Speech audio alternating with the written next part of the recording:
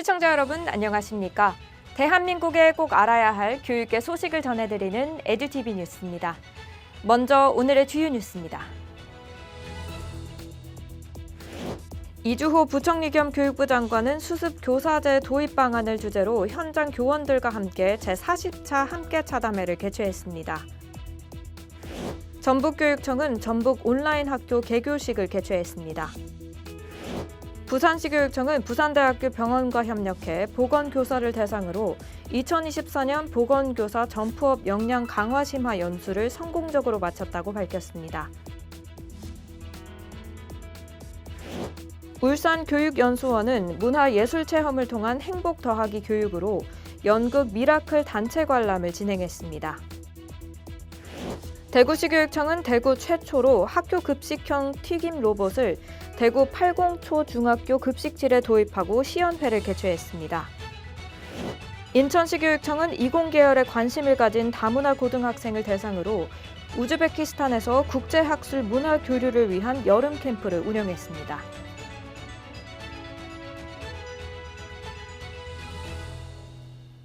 교육부 소식입니다.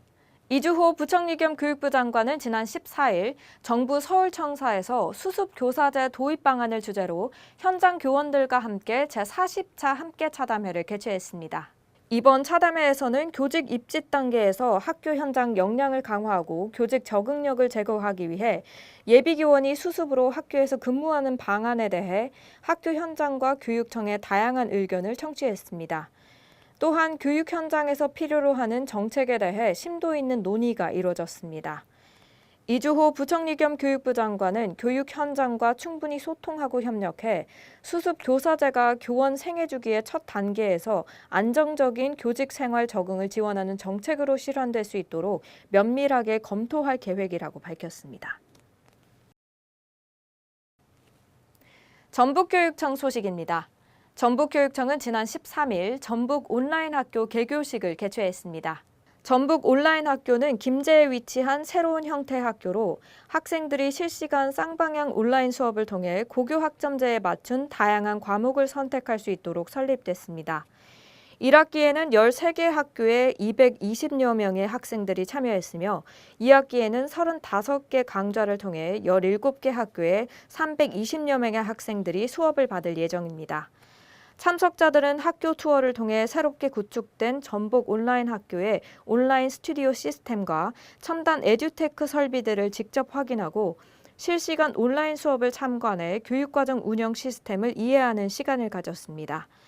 서거석 교육감은 전북 온라인 학교가 디지털 시대에 맞는 학습 환경을 제공하며 학생들에게 다양한 학습 기회를 확대할 것이라고 말했습니다. 부산시교육청 소식입니다. 부산시교육청은 부산대학교 병원과 협력해 보건교사 210명을 대상으로 2024년 보건교사 점프업 역량 강화 심화 연수를 성공적으로 마쳤다고 밝혔습니다. 이번 연수는 학생들의 건강 증진과 응급 상황 대처 능력을 강화하기 위해 마련됐으며 부산대병원의 의료 전문가들이 수준 높은 강의를 진행했습니다.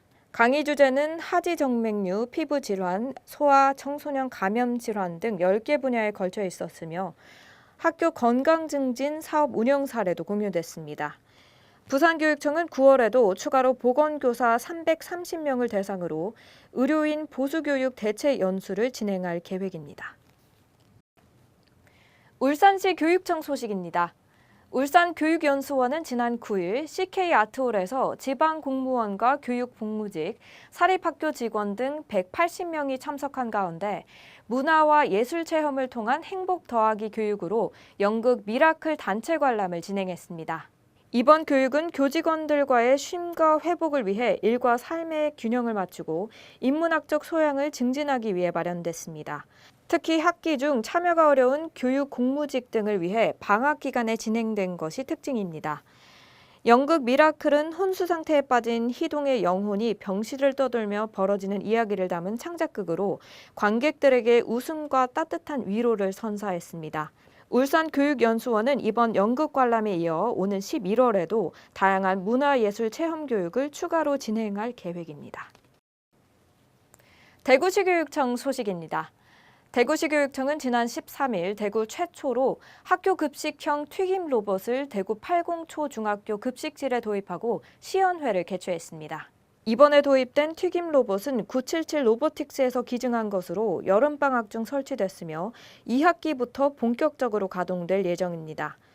이 튀김 로봇은 조리원들의 업무 부담을 줄이고 조리흠 흡입 방지, 근골격계 질환 예방, 화상 등 안전사고를 예방해 안전한 근무 환경 조성에 기여할 것으로 기대됩니다. 또한 AI 기술을 활용해 최적의 튀김 조리 온도와 시간 설정이 가능해 학생들에게 더 맛있는 급식을 제공하며 학생들의 로봇 공학 등 첨단 산업에 대한 관심을 높이는 데도 도움이 될 전망입니다. 강은희 교육감은 튀김 로봇 도입이 학교 급식실 근무자들의 건강과 안전을 보호하는 선도적인 사례가 되기를 기대한다고 밝혔습니다. 인천시 교육청 소식입니다. 인천시 교육청은 이공계열에 관심을 가진 다문화 고등학생 10명을 대상으로 우즈베키스탄에서 국제학술 문화 교류를 위한 이나 유니버시티 인 타크셴 여름 캠프를 운영했습니다. 이번 IUT 여름 캠프는 이공계열의 우수성을 가진 다문화 학생들이 팀 프로젝트를 연구하고 영어로 진행되는 이공계열 수업에 참여해 우즈베키스탄 학생들과 연구 결과를 공유해 서로의 문화를 배우는 기회를 제공하기 위해 마련됐습니다. 참여 학생들은 지난 4월 학교장 추천과 프로젝트 계획서 심사를 거쳐 선정됐으며 4개월간의 사전 활동을 통해 연구와 문화 교류를 준비했습니다. 캠프에서 학생들은 스마트팜 구축과 드론 연구, 염생 식물을 활용한 아랄레 환경 문제 개선 방안 등을 주제로 연구 과제를 발표하고 우즈베키스탄 학생들과 문화와 지식을 교류했습니다. 이번 캠프는 인천 다문화 학생들과 우즈베키스탄 학생들이 1대1로 연결돼 다양한 과학 주제를 탐구하며 글로벌 프로젝트로 발전시킬 수 있는 의미 있는 시간이 됐습니다. 이어서 교육계 행사 이모저모입니다.